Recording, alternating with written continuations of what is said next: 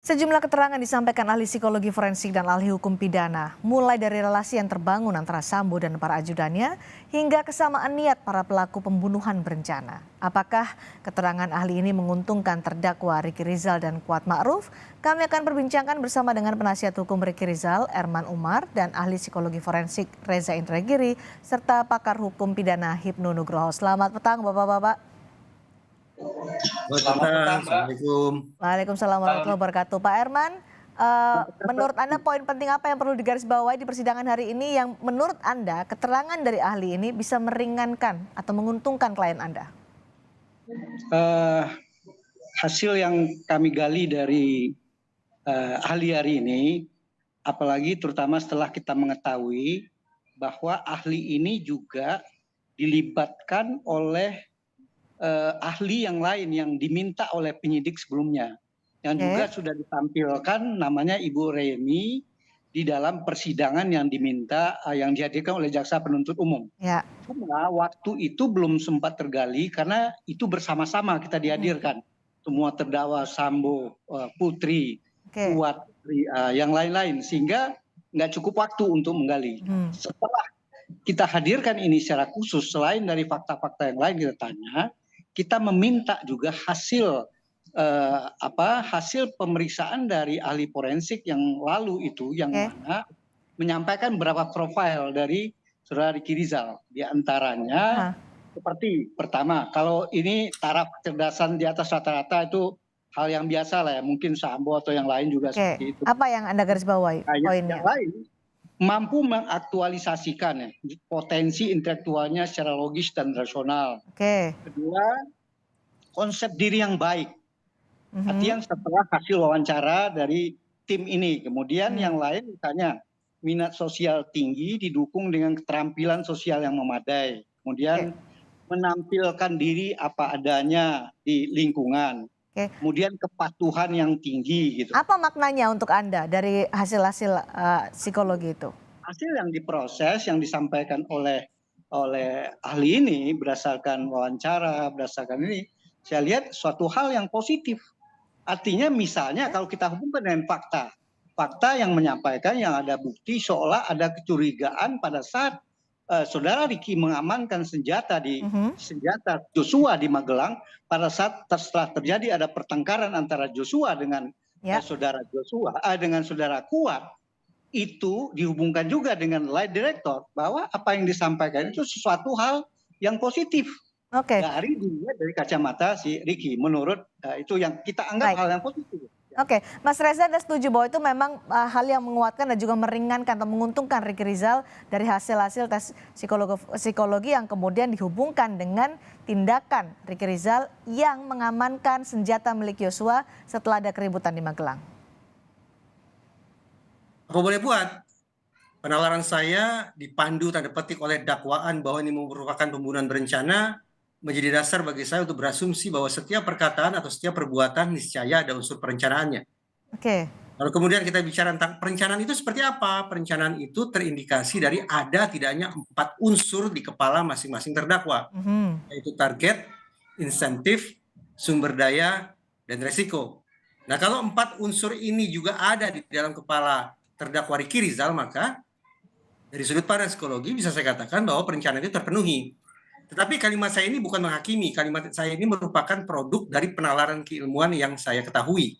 Bahwa sekali lagi, karena ini merupakan dakwaan pembunuhan berencana, maka sudah barang tentu harus ditakar seberapa jauh 4 unsur tadi, target, insentif, sumber daya. Bisa dielaborasi dari 4 unsur tadi dengan keterangan-keterangan yang disampaikan oleh ahli psikologi forensik pada hari ini di persidangan? Saya tanda petik agak terganggu ketika kemudian jaksa penuntut umum bertanya, adakah kemungkinan bahwa keterangan seseorang itu merupakan hasil fabrikasi? Keterangan seseorang itu adalah dimanipulasi, misalnya berdasarkan instruksi atasan.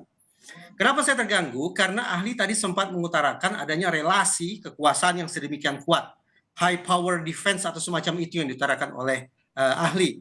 Nah, kalau kemudian kita berpatokan pada istilah yang dikemukakan ahli, kemudian kita tautkan ke hasil penelitian yang lain, yaitu penelitian dari Milgram, maka justru pemikiran yang muncul adalah besar kemungkinan apa yang dilakukan oleh seseorang, apa yang dikatakan oleh seseorang dalam hal ini orang dengan peringkat bawah adalah hasil dari manipulasi, hasil dari tekanan dari atasannya. Nah, kalau dua temuan atau dua hasil riset itu dipadukan, maka hitung-hitungan saya ini bukan hal yang menguntungkan bagi terdakwa Ricky Rizal. Artinya dilatih atau di coaching untuk menyampaikan keterangan yang seragam sesuai dengan skenario. Itu yang Anda tangkap. Tadi saya katakan, karena ahli mengatakan atau menyebut hal ihwal terkait dengan high power relations atau relasi kekuasaan yang dimana satu pihak memiliki pangkat yang sangat tinggi, pihak lain memiliki pangkat yang rendah, maka dikaitkan lagi ke teori Milgram, simpulannya bahwa sangat mungkin bahwa orang-orang yang berada di peringkat bawah, orang-orang yang tidak memiliki kekuasaan akan sangat rentan untuk melaksanakan perintah yang salah sekalipun dari atasannya. Oke, silakan ditanggapi, Pak Erman. Itu sesuatu hal ya, pendapat dari itu suatu penilaian yang ya tidak masalah gitu. Tetapi harus diingat, hal itu harus didukung oleh fakta lain. Adakah fakta yang menunjukkan bahwa pimpinan atau apakah Putri atau Sambo memberikan perintah kepada saudara Ricky? Nah, kalau dihubungkan dengan apa yang disampaikan oleh ahli menyatakan bahwa tingkat hubungan yang sedemikian rupa antara relasi kuasa antara Sambo dengan anggotanya itu suatu hal yang berbeda. Tidak akan sama, kita ada hubungkan juga dihubungkan dengan kemampuan seseorang ini melihat aturan dan bagaimana keberanian dia menolak sesuatu hal yang ditugaskan, diminta sesuatu melanggar hukum, dia berani menolak. Jadi menurut Anda high power distance antara Ricky Rizal, klien Anda, dengan Sambo tidak ada karena Ricky Rizal berani untuk menolak ketika diperintah untuk menembak Yosua, begitu? Maksud saya begini, dalam sesuatu hal yang positif antara Sambo dengan si Ricky Rizal, bisa saja dia akan patuh. Tetapi sepanjang dia menyangkut sesuatu hal yang melanggar hukum, dia berani, dan itu fakta kita lihat dia berani menolak. Itu menurut Anda menguntungkan, bisa meringankan klien Anda? Menurut saya menguntungkan. Dari sisi saya melihat, dengan dia menyampaikan itu kan satu hal yang dia menyampaikan Pak ahli tadi, satu pihak, dia satu hubungan yang antara kuasa berdua ini, dia ya saya lihat positif aja. Di satu pihak yang normal dia akan ikutin, tetapi sesuatu hal yang melanggar hukum, menembak. Yang normal maksud Anda yang bagian mana? Yang normal, misalnya dia disuruh sesuatu hal yang mengerjakan sesuatu hal, misalnya pergi ke sekolah anaknya Sambo, mengurus anaknya Sambo, itu hal yang positif. Kemudian ada ini yang mungkin satu lagi, yang mungkin yang dilihat terjadi suatu hal melanggar hukum apa tidak. Misalnya Sambo setelah dia menyampaikan kepada Ricky Rizal, apapun namanya kejadian di Magelang, apakah ada pelecehan segala macam, kemudian akhirnya dia meminta, berani nggak kamu menembak? Pada saat itu Ricky Rizal dengan secara diplomasi, secara halus, dia menyatakan menolak. Itu sesuatu hal yang menurut saya udah dia menyampaikan sesuatu tidak mempunyai niat melakukan sesuatu yang tidak benar. Mas Reza, bisakah itu dikatakan bahwa tidak ada high power distance karena berani untuk menolak perintah Sambo untuk menembak Yosua? Disitulah ketidakkonsistenannya. Sekali lagi, kalau memang teori yang dipakai untuk menjelaskan tindak tanduk atau perbuatan Ricky Rizal itu adalah teori tentang high power distance, atau saya juga mengistilahkannya sebagai superior order defense, maka justru teori ini seakan-akan terpatahkan ketika Ricky Rizal tanda petik berani membangkang atau menentang perintah atasannya. Alhasil kita mau percaya yang mana? Pada bingkai teori yang dikemukakan oleh ahli, atau kita mau percaya terhadap klaim yang dibangun oleh Ricky Rizal? Biasanya konsistensinya seperti apa, Mas Reza? Nah, kalau saya akan mengatakan begini, bahwa pada dasarnya setiap terdakwa boleh saja mengklaim ada pembelaan A, pembelaan B, dan seterusnya. Oleh karena itu harus diuji di persidangan dengan lewat 3 tahap pengujian. Pertama, harus dipastikan terlebih dahulu, apakah tekanan itu sungguh-sungguh ada atau tidak.